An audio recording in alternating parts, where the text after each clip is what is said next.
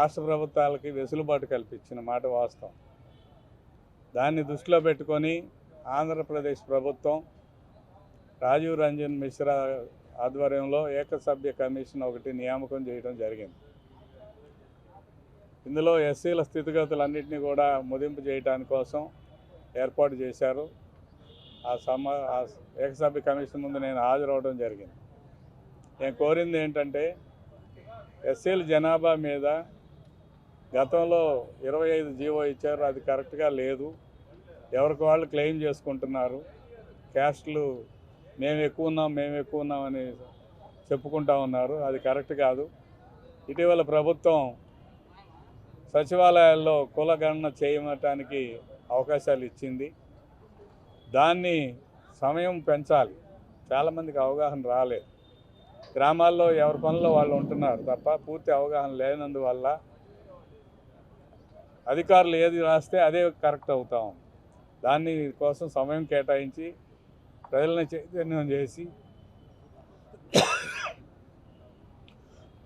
దానికి అవసరమైన సమయం వీలున్నంత ఎక్కువ సమయం కేటాయించి కులగణన చేయాలని చెప్పడం జరిగింది.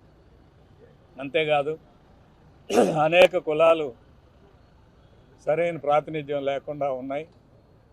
వాటికి విద్యాపరమైన అంశాల్లో అవకాశాలు ఇవ్వాలని, ఆ కులాల కోసం ప్రత్యేకంగా రెసిడెన్షియల్ స్కూల్స్ ఏర్పాటు చేయాలని ప్రతిపాదించడం జరిగింది.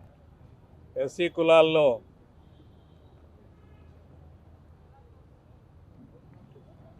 చాలామంది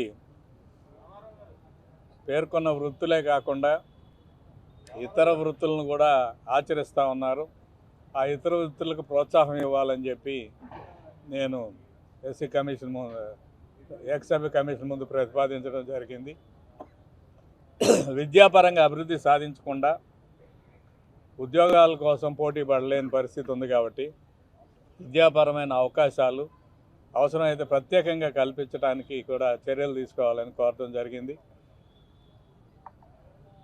ప్రతి ఒక్క విషయాన్ని క్షుణ్ణంగా పరిశీలించి 2014 నుంచి 19 వరకు, 19 నుంచి 24 వరకు, 24 నుంచి ఇప్పటి వరకు ఏ ఏ పథకాల్లో ఎంతమంది లబ్ధి పొందారు, ఎవరు లబ్ధి పొందారు, ఆర్థికపరమైన లబ్ధి ఏ కులాలకు ఎక్కువ జరిగింది, ఏ కులాలకు తక్కువ జరిగింది అనేది వెరిఫైబుల్ డేటా ప్రకారం చేయాలి. అంతే తప్ప ఏదో ఊహాజనితమైన ఆలోచనలతో ఒక సంఘాలు చెప్పిన మాటలతో విని చేయడానికి వీలు లేదు.